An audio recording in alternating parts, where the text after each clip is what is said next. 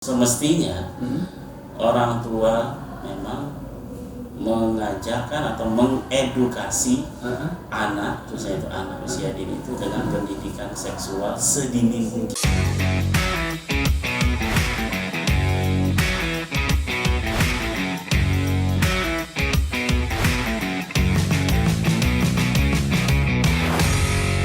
Assalamualaikum warahmatullahi wabarakatuh. Selamat datang di Yaiki Podcast, tempat di mana kita berbagi inspirasi, wawasan dan kisah-kisah menarik seputar dunia pendidikan. Baik sahabat Yaiki, di episode kali ini kami akan membahas topik yang sangat relevan dan penting bagi para masyarakat umumnya, khususnya bagi para orang tua.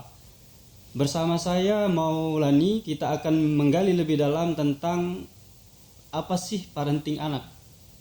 Dan tentu saja kita menghadirkan narasumber spesial yang akan berbagi pandangannya serta pengalaman berharganya terkait parenting anak ini.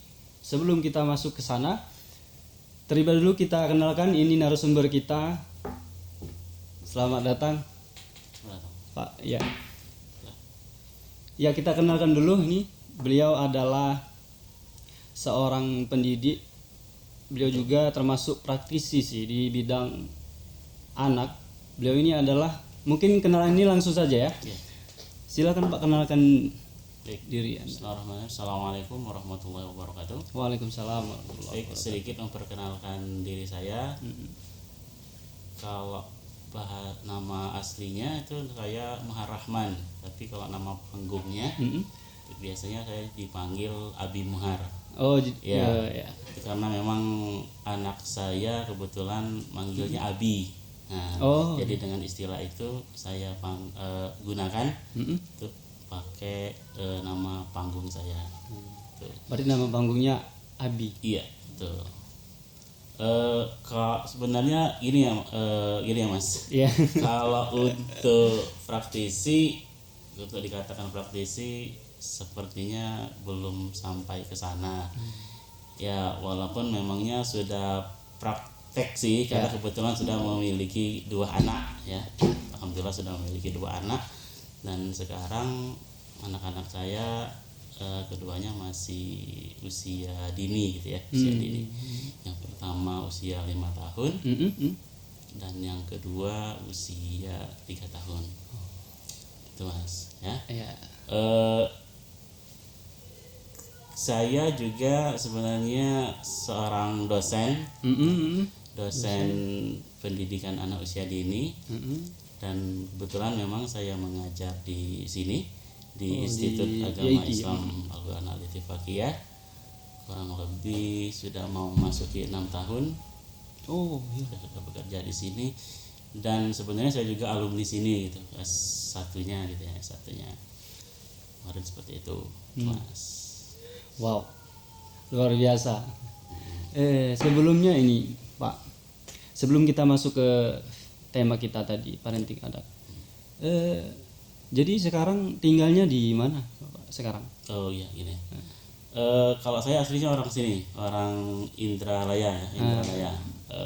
Kurang lebih kita 1 jam lah ke kota Palembang gitu ya. Berarti lumayan jauh ya di Palembang. Ya mungkin teman-teman yang di luar sana belum familiar lah dengan istilah Indralaya ya. Tapi kalau untuk Palembang mungkin sudah beberapa yang familiar gitu ya. Walaupun memang mungkin tidak sepamiliar kota-kota besar yang lain ya. Ya seperti Jakarta, Surabaya, atau mungkin Bandung gitu ya. Nah kebetulan istri saya orang Bandung gitu Mas. Iya. Tunggu sebentar. Tadi kan istrinya orang Bandung nih. Berarti ketemunya di mana sih itu sama ibu? Singkatnya ketemunya di Jogja. Di Jogja. Ya, kuliah. Saat itu kuliah. Pertemuan singkatnya kurang lebih di Jogja. Saat itu saya berkuliah di Jogja, tapi istri statusnya waktu itu wisatawan yang sedang bermain di Jogja. Jadi ketemunya di sana ya, perihal jodoh sih nggak ada yang tahu ya Mas ya. Itu ya Mas. Saya alumni sini itu tahun 2014 Mas. 2014 waktu S1-nya. Dan sebenarnya saya itu pindahan waktu itu Mas. Pindahan sebelum dari masuk di kampus IAIKI ini tahun 2009. Sebelumnya saya pernah kuliah di UIN Sunan Kalijaga, Yogyakarta. Tapi memang ada sedikit masalah finansial lah. Akhirnya orang tua menyuruh saya untuk pulang. Dan kebetulan saya, di sini ada. Iya, kebetulan di sini ada dan akhirnya saya lanjut di sini gitu. Oke. Sebenarnya ada yang menarik Mas. Gimana Di ini? Peristiwa saya berpindahnya kuliah dari UIN Sunan Kalijaga ke IAIKI sini. Yang menarik, ya bagi saya ini menarik, tapi ya nggak tahu mungkin bagi orang lain ya. Pada tahun 2009 saya lanjut di sini. Saya itu kebetulan orangnya itu pendiam Mas sebenarnya. Pendiam. Iya, saya itu anak terakhir dan pendiam. Pendiam banget di apalagi di lingkungan keluarga ya. Ya, banyak keluarga yang nggak menyangka kalau saya bisa jadi dosen di sini gitu ya. Karena saya pendiam sebenarnya ya. Gitu. Saya masuk di IAIKI waktu itu masih STIKI namanya, waktu itu masih sekolah tinggi. Tahun 2009 dan saya masuk ke prodi PAI. Ini sebenarnya agak rahasia ya. Gimana? Tapi memang rata-rata mahasiswa saya, apalagi saat pertemuan seangkatan. Bukan mahasiswa yang saya ajar. Mahasiswa yang saya ajar saat pertemuan pertama, tentunya mahasiswa baru, saya menceritakan hal ini guna menginspirasi mereka sebenarnya ya. Mungkin ada beberapa yang sama kasusnya seperti saya. Rata-rata mahasiswa baru lah khususnya memilih prodi, bahkan memilih kampus itu azas kemauan orang tua. Awalnya kan gitu ya, biasanya ya. Nah, termasuk saya Mas. Termasuk saya pindah dari kampus di Jogja itu pun ke Indralaya ini asas kemauan orang tua dan kampusnya pun pilihan orang tua gitu. Awalnya kan gitu. Makanya saya memberontak, bahasanya memberontak mungkin memberontak secara halus lah mungkin ya. Jadi setiap mata kuliah yang saya ambil, yang saya ikuti itu rata-rata semuanya 3 kali pertemuan saya nggak masuk Mas. Itu kenapa itu? Saya nggak masuk. Beneran ini. Ya nggak masuk. Tapi bilang di rumahnya itu saya berangkat. Masuk terus. Ya mungkin itu hal yang biasa dilakukan sama anak-anak SMA atau apa gitu ya. Tapi kan memang batas maksimal dari tidak masuk kita kuliah itu kan 3 kali ya. Kalau lebih dari itu kan nggak bisa ikut ujian akhir semester kan. Nah saya mikirnya di situ. Saya berangkat Mas waktu itu karena saya nggak punya kendaraan, saya naik angkot. Saya stopnya itu di mana? Di Masjid Al-Hijrah. Timbangan Mas, dekat kampus Unsri. Oh, ini di sana ya? Waktu itu masjidnya belum selesai. Lantai 2-nya belum selesai. Masih renovasi. Iya. Saya berangkat jam 13 siang gitu ya. Sampai di sana ya mengadukan itu ya. Kenapa saya harus pulang dari Jogja? Menyesal. Iya. Padahal saya nggak ada merasa itu berbuat salah tuh nggak ada gitu. Dan saya sering mengeluhkan kenapa sih Tuhan, mana tuh hikmahnya gitu kan. Mana hikmahnya kok saya harus pulang seperti ini ya.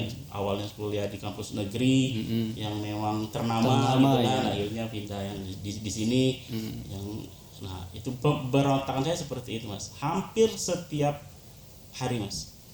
Ya. Wow. Ya. Ini kisah nyata, bisa ditanyakan sendiri, bisa ditanyakan ke sama salah satu dosen di sini yang sekarang sama-sama mengajar di sini.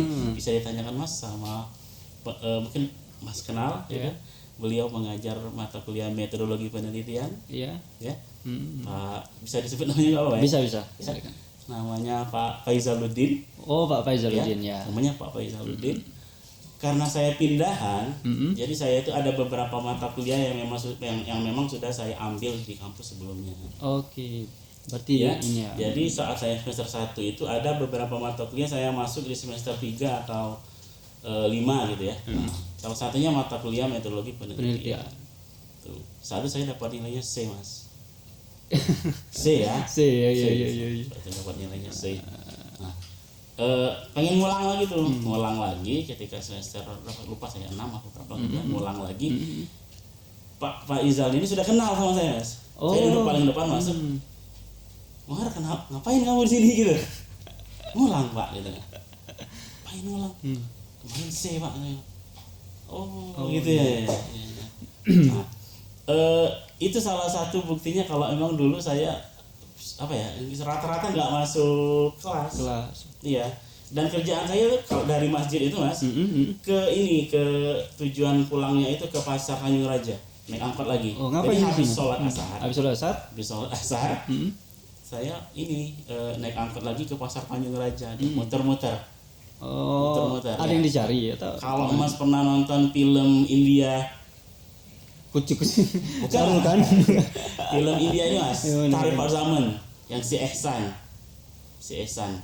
Ya, nanti saya tonton itu. Itu keren banget. Film tentang pendidikan ya, keren banget.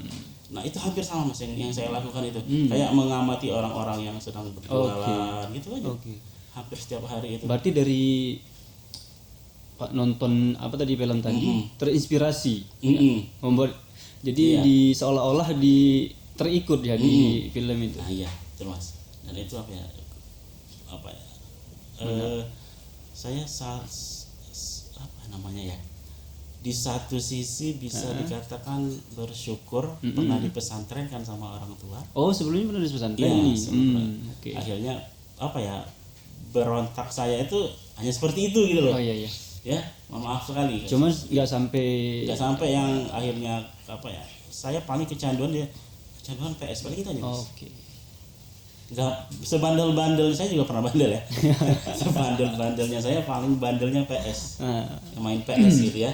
Alhamdulillah saya nggak sampai ngerokok, nggak sampai narkoba itu enggak, Mas. Ya emang dulu kalau PS ini kan kategorinya emang apa ya? Bisa dibilang game yang buat apa ya, nakal lah, karena bikin orang bolos sekolah. Iya, Mas, betul. Tapi sekarang kan udah beda jalannya kan beda. Oke, lanjut tadi apa sampai di situ? Itu, Mas, ya.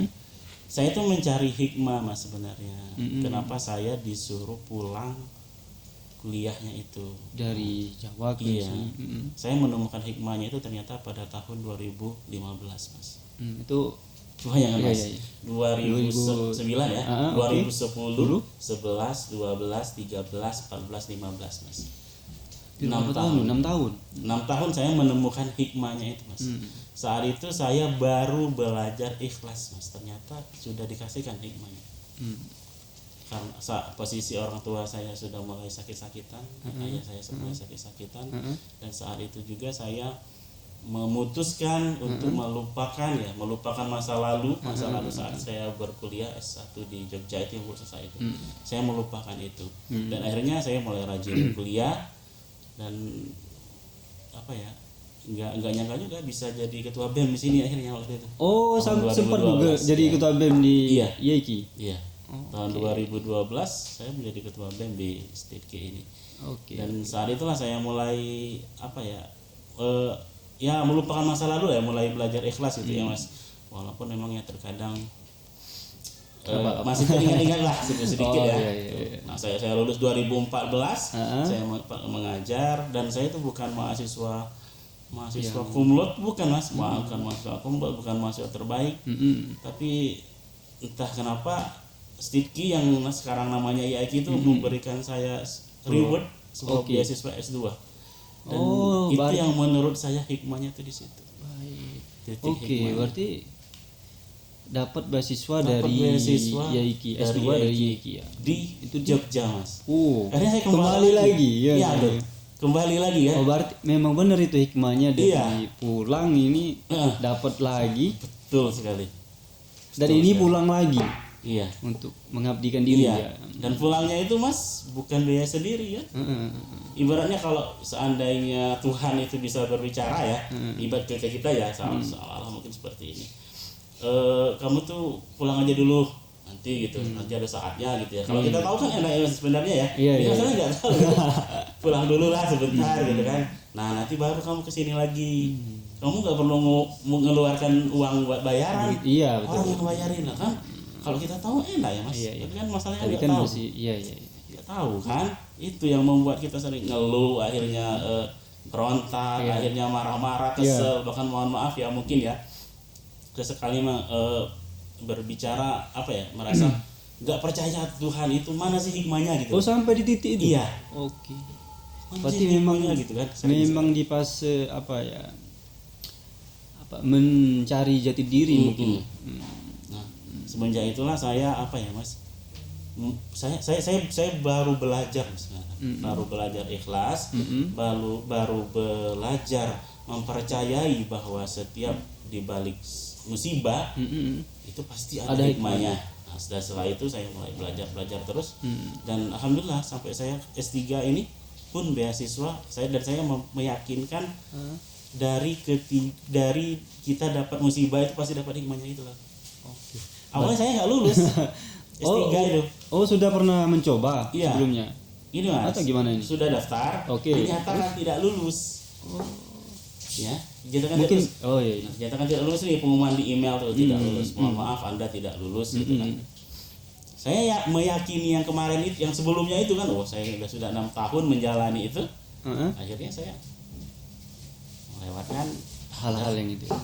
itu, Mas. Wow, Sedikit sangat luar biasa cerita Al-Mukarram ini, memang luar biasa, bisa dijadikan referensi untuk kita belajar ya, bahwa ternyata dari pengalaman yang belum tentu, yang tadi yang sudah dikatakan, belum tentu kegagalan itu membuat kita menjadi lebih terpuruk, bahwa ternyata ada hikmahnya. Dari situ bisa menjadi lebih baik dan lebih baik. Baik, Pak, mungkin kita masuk ke tema kita tadi, siap. parenting anak. Ya, saya mau tanya-tanya ini, Pak. Boleh. Sebetulnya apa sih yang parenting anak ini? Sebetulnya dia gimana sih? Baik, ini parenting itu biasa sering kita istilahkan dengan bahasa sederhananya yaitu pola asuh, Mas.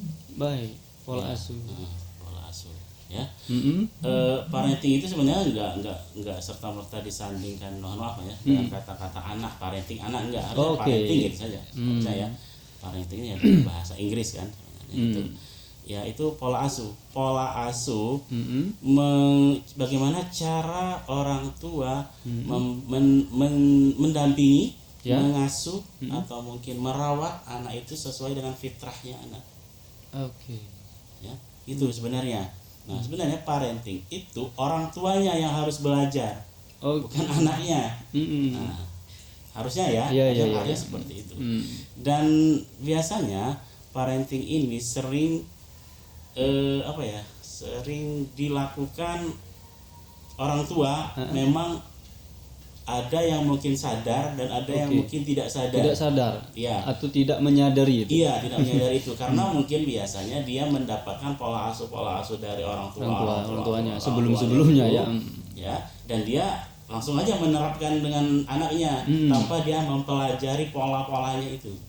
Tanpa dia belajar, dia belajar ilmu parentingnya itu. Oke. Iya, kadang-kadang kan terbiasa karena budaya kan, karena dari turun temurun kan, dari orang tua ke neneknya lagi gitu kan. Jadi memang parenting itu ya tadi pola asuh ya. Iya. Ya. Mungkin ini Pak, saya ingin bertanya ini. Nah, dia kalau anak ini masa golden age anak itu dari umur berapa? Dari berapa ke berapa? Oke. Banyak beberapa ahli mengatakan, khususnya di Indonesia kita ini, masa emas atau biasa sering disebut dengan golden age itu tadi, itu rentang usianya itu dengan rentang usia 0 sampai 6 tahun. Ya, tentu mungkin ada beberapa orang yang bertanya, 0 tahun sudah dihitung gitu ya. Nah, sebenarnya banyak sekali beberapa penelitian yang menjelaskan bahwasanya seharusnya memang praktik pengasuhan itu memang dilakukan ketika usia bayinya itu 0. Maksudnya ketika usia bayi itu dalam kandungan. Oke. Oke. Ya. mungkin ada beberapa orang tua yang tidak mempercayai hal Hal itu, itu, ya. padahal ada salah satunya efek dari yang simpelnya Mas, efek dari apa ya, mengelus-elus Perut istri bayi, itu ya, bayi itu ya. ya, mengelus-elus itu efeknya ya, itu luar biasa sekali ternyata Mas. Salah satunya memang menenangkan bayi, bayi, dan ada dan itu juga katanya salah satunya itu membantu perkembangan otak si bayi. Oke. Baru elus itu Mas. Ya baru lulus Ya, saya. apalagi diajak bercerita Mas. Oke. Ya mungkin kita bertanya-tanya, Iya. ngapain sih ngajak Oh iya, bercerita apa ya, ini. Utun ya, Dedek Utun ya. Dedek Utun itu Iya, iya, bercerita di dalam perut itu kan, yang udah lahir saja, ketika lahir kita ajak ngobrol, ngapain sih ngajak ngobrol sama Ami, Iya, dia iya. tahu emang dia mendengar atau gimana gitu. Ini Mas, sumber belajarnya anak usia dini itu sejatinya itu ada dua Mas. Jadi, Oke. yang pertama itu apa yang dia lihat, Mm-mm. dan yang kedua itu apa yang dia dengar. Ya. Nah, dari Ulanginnya itu, tadi ya, apa tadi? ya, Yang pertama sumber belajar belajar. anak usia dini Oke. itu khususnya ya, Mm-mm. dari apa yang dia lihat dan Oke. dari apa yang dia Dengar. Dua itu. Nah, dari dua hal itulah maka dia akan ada istilahnya, kalau ayah Irwan pernah menjelaskan itu, dari dua hal itulah makanya itu menambah kosakata dan kosarasa anak. Oke. Ya, kosakata Kosakata dan kosarasa anak. Iya. Iya. Kosarasa itu sebenarnya perkembangan emosionalnya Mas. Dia mengenal bagaimana itu sedih, dia bisa mengekspresikan sedih itu seperti ini. Oke. Ya. Dia bisa mengekspresikan bahagia tuh tertawa gitu dan lain sebagainya. Dia bisa mengekspresikan emosi-emosinya, dan itu sangat penting sekali Mas, yang namanya emosional bagi anak usia dini itu. Oke. Baik. Berarti memang perlu Penting ya, sangat, Mas, penting ya. ya dari tadi umur 0 tadi Iya, dikatakan 0 sampai 6 6. tahun dia. Nah, baik kita lanjut ini. Ini sangat menarik nih. Iya Mas. Nah, tadi kan dari 0 tahun ke 6 tahun nih. Nah, pasti tentunya kan ada metodenya tuh. Metode mendidik anak ini. Itu yang metode yang seperti apa biasanya, atau yang sangat mungkin untuk kita lakukan sebagai orang tua? Kebetulan saya baru istri saya baru lahiran, baru 2 minggu. Jadi ini sangat berguna khususnya untuk saya. Iya. Nanti juga berguna, sangat berguna untuk umumnya pada masyarakat. Nah, kira-kira gimana itu? Oke. Dari yang sebelumnya saya jelaskan tadi itu Mas ya, sumber belajarnya itu dari dua hal itu tadi, dari apa yang dia lihat dan dari apa yang dengar. Terus bagaimana caranya? Tentu sebenarnya banyak sekali buku-buku parenting itu yang menjelaskan bahwasanya metode yang pertama dalam mendidik anak itu adalah keteladanan Mas. Oke, dari orang tua ya. Iya. Keteladanan, modeling, contoh. Oh iya. Karena kan anak usia dini itu biasa disebut dengan si peniru ulung. Oke, si Iya, peniru si peniru ulung Mas, ya Mas. Dari apa yang dilihatnya itu dia ditirunya. Dari apa yang dia dengar itu biasanya ditirunya. Nah, coba bayangkan Mas, kalau seandainya yang dia lihat dan dia dengar itu adalah hal-hal yang negatif, dia pun akan menirunya. Oke. Ya, menirunya, dia pasti akan menirunya. Iya. Gitu ya. Nah, ini tentunya kalau terus berlanjut sampai dia makin besar dan dia menjadi Mengerti kebiasaan. Oke, menjadi kebiasaan. Bahayanya seperti itu kan, gitu kan. Nah, makanya kita sebagai orang dewasa lah, khususnya sebagai orang tua, mungkin sebagai paman yang punya keponakan dan lain sebagainya, semaksimal mungkin memberikan itu tadi, caranya tadi, contoh yang baik itu dari tutur kata, bahasa, cara kita tingkah laku, sopan santun, cara kita menghadapi sebuah masalah, dan itu karena itu akan ditiru anak Mas. Iya Mas. Iya, tapi ada konspirasi juga nih, Pak. Pernah dengar juga di salah satu artikel bahwa ada juga yang meneliti bahwa yang tadi metode yang disebutkan bahwa tidak sepenuhnya bisa dilakukan ke anak tersebut, karena ada yang mengatakan di jurnal ini beda-beda terhadap satu anak ke anak yang lain. Itu gimana pendapat Bapak? Oke. Mas, anak itu memang unik Ya. dan memiliki pertumbuhan dan perkembangan yang berbeda-beda Benar. antara satu anak dengan satu anak lainnya. Berbeda. Nah, tapi memang yang saya jelaskan tadi itu salah satu caranya Oke. memberikan pengasuhan biar anak itu sesuai dengan pertumbuhan dan perkembangannya. Itu salah satunya, Mas. Tapi memang kita tidak memungkiri mungkin ada beberapa faktor yang lain yang bisa saja ya karena itu yang tidak sepenuhnya, Mas. Iya. Ya, itu salah satunya. Ada juga metode yang kedua itu ada yang namanya pengarahan, Mas. Selain dicontohkan, itu juga diarahkan. Ya. Makanya kita sebagai orang tua itu sebisa mungkin tidak menyalahkan anaknya. Oh iya. Ya. Tapi bukan menyalahkan, tapi mengarahkan. Oke. Kamu perilakunya itu salah. Misalnya kamu ini gini loh. Iya, gitu, dan diajarin. pasti ada konsekuensinya. Ya, oke. jadi kita itu marahnya itu harusnya bukan marah ke anaknya. Misalkan ya, saya nggak suka lo sama kamu gitu ya. Nah, bukan seperti itu, tapi saya nggak suka lo kamu memukul teman kamu. Oke. Oh, berarti Perilakunya bahasa. itu. Ya, perilakunya itu bukan dianya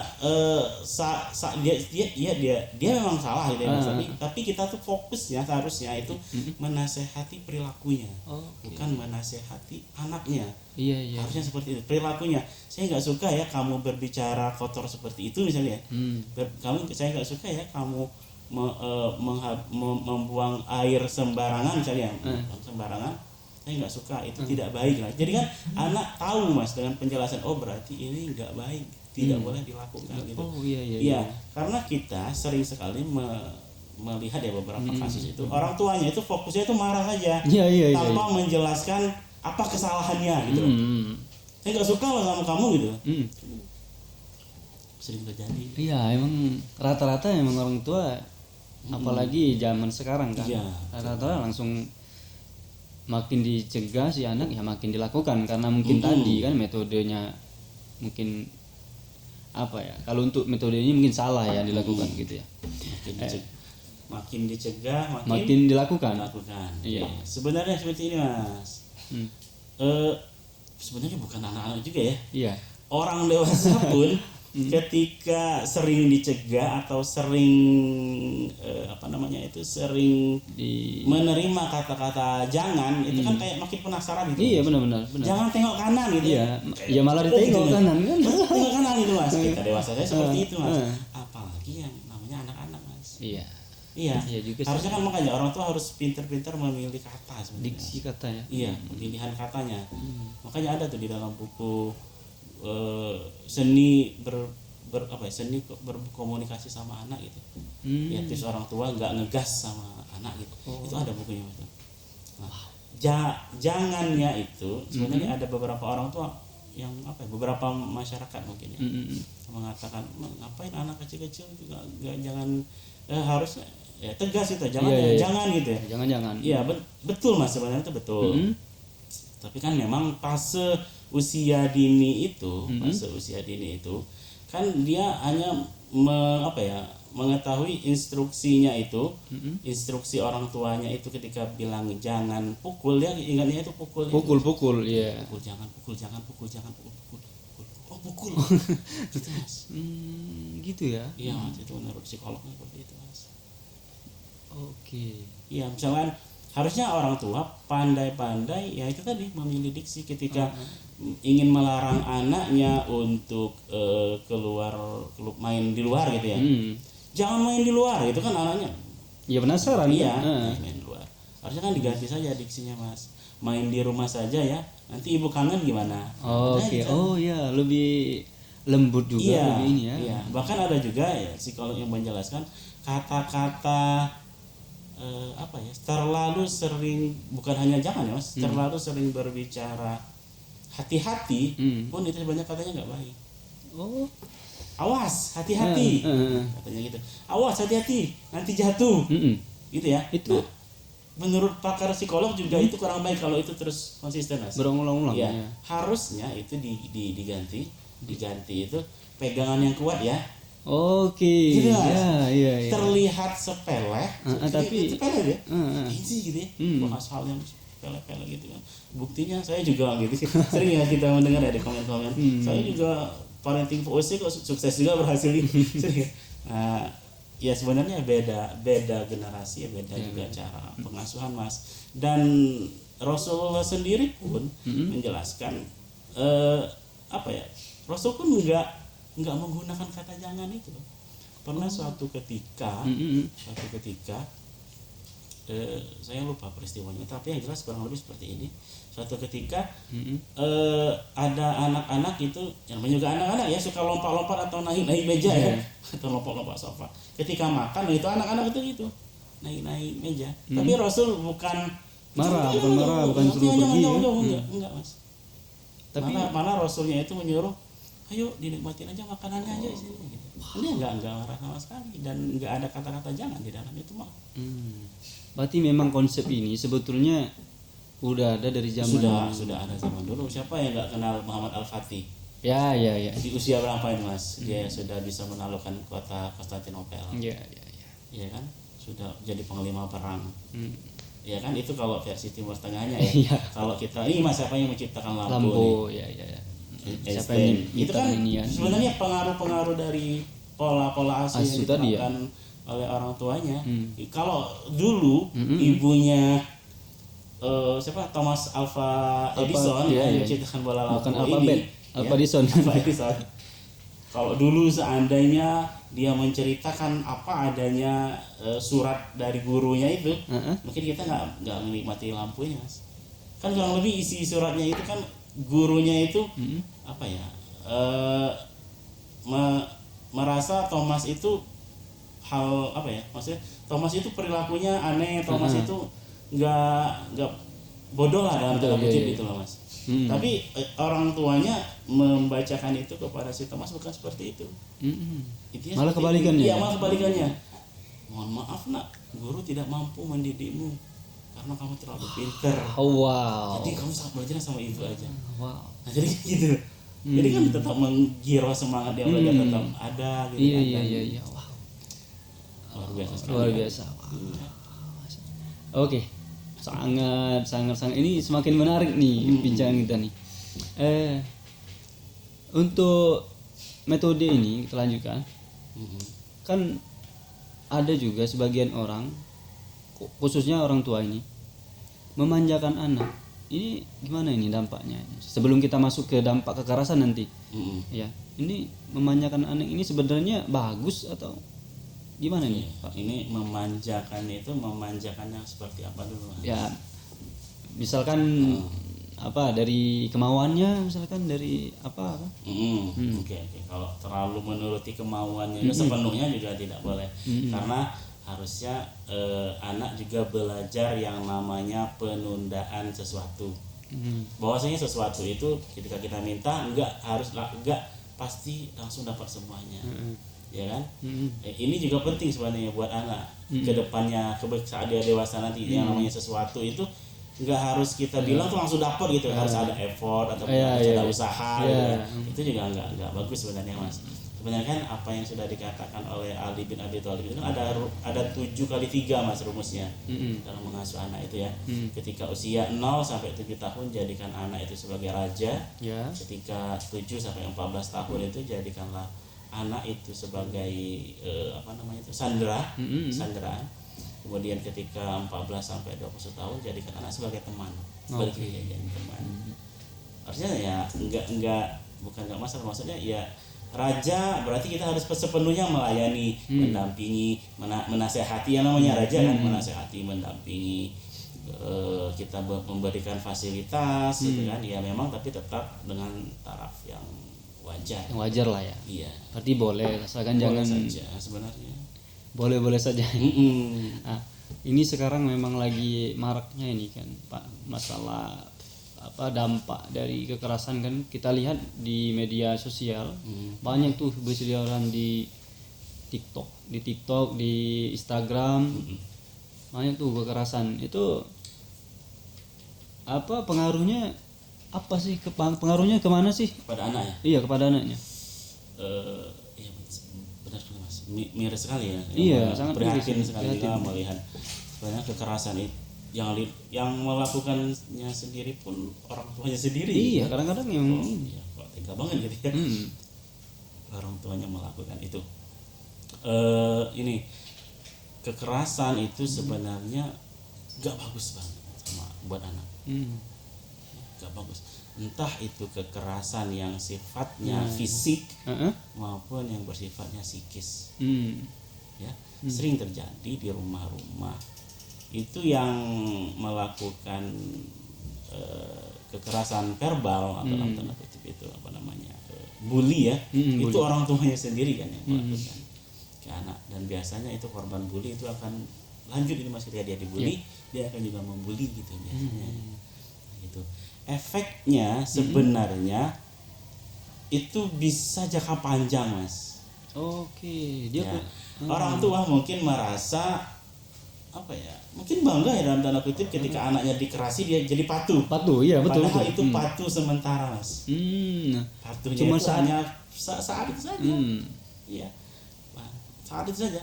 Padahal mentalnya anak itu, emosionalnya anak itu dia apa ya namanya?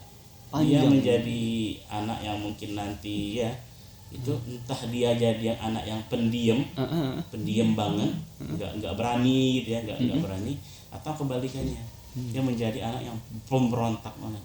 Oke. Oh, dia gitu ya efek sampingnya. Iya, tapi kadang-kadang tadi sudah dijelaskan bahwa rencananya ini ingin menjadikan anak patuh dengan cara mungkin agak dikerasin sedikit. Karena ya dulu saya dulu karena mungkin nakal kan, jadi kena pokoknya sapu tuh sampai patah tuh. Ya sampai sekarang ingat memang sampai sekarang. Mungkin efeknya gitu ya, gitu ya.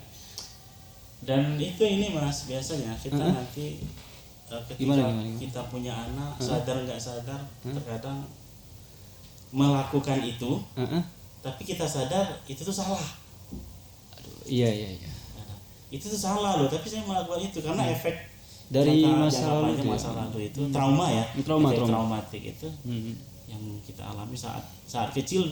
Maksudnya itu kalau itu sering ya Mas, dan itu sering berlanjut, kalau hanya sekali dua kali ya nggak masalah. Sekali dua kali dan orang tuanya minta maaf dengan anaknya dengan sepenuh hati, dan habis itu istilahnya mengisi tangki cinta dan kasih sayang anak, misalkan ajak jalan lagi atau apa gitu kan, ya mungkin bisa terkikis lah ya, tertutupi sedikit gitu ya. Nah kalau yang masalahnya anaknya sering berulang itu tanpa diseimbangi dengan kasih sayang, apalagi mohon maaf kita mungkin yang muslim ya, tanpa diimbangi dengan doa, tanpa diimbangi dengan doa, jadi itu anak jadi apa ya? Iya, yang kedua tadi itu enggak dia yang pendiam banget, tertutup banget orangnya, atau enggak ya udah pembangkang banget jadi orang. Wow, iya. Oke, jadi sangat menarik ini sebetulnya. Karena kita dampak dari kekerasan tadi, mungkin juga efeknya bisa ke kita sering lihat di media sosial bahwa banyak yang sebenarnya perlu tidak kita melakukan memberikan pendidikan seksual kepada anak-anak, karena memang ini luar biasa di dunia Indonesia ini kan, karena banyak betul di media sosial berseliweran yang asusila dari bukan dari pendidiknya, malah dari anak ketemu anaknya. Nah, ini kira-kira gimana pendidikan seksual untuk anak ini, perlu atau gimana ini Pak? Oke. Benar Mas.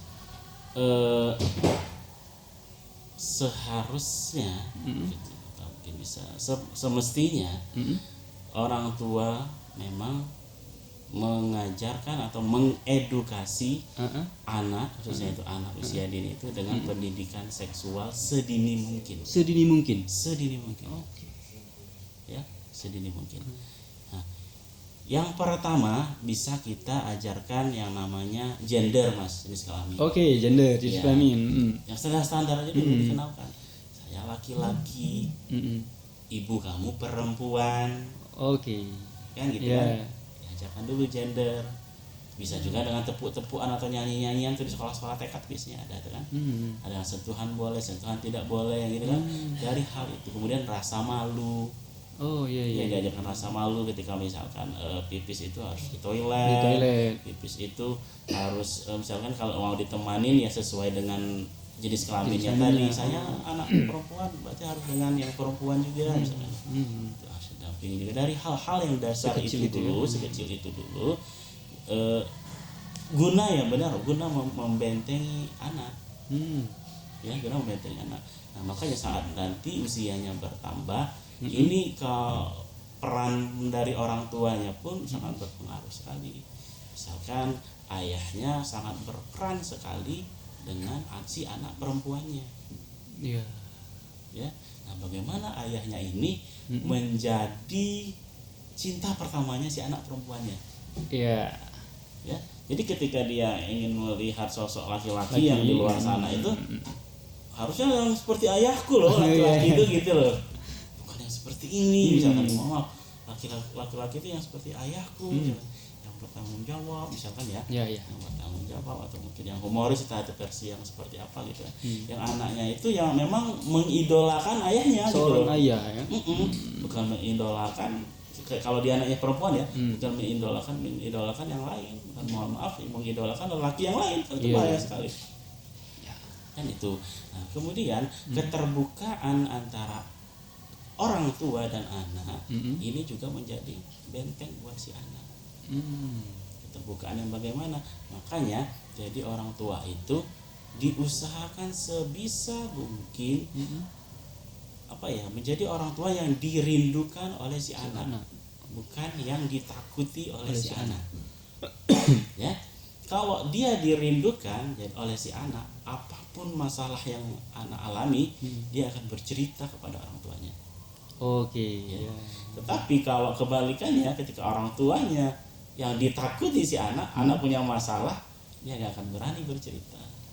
Nah, khawatirnya itu kan, kalau ternyata dia memiliki masalah mungkin pubertasnya, masalah yang berkaitan, mohon maaf ya, yang namanya juga manusiawi lah ya, ada mungkin kenal dengan orang lain, merasa suka senang gitu kan. Nah, kalau itu ternyata tidak dibentengi dan tidak terbuka dengan orang tuanya kan bahaya mas.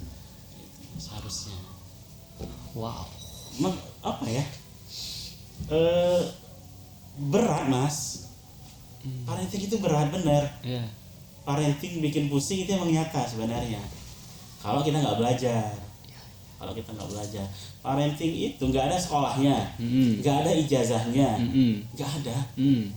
Makanya kita terkadang kita yang belajar sama anak, belajar sabar, belajar menjaga emosi, belajar. Oh, secara tidak langsung kita yang belajarin ya. Parenting itu sebenarnya bukan kita mendidik anak, tapi kita belajar sama anak. Sebenarnya bisa dikatakan seperti itu sebenarnya.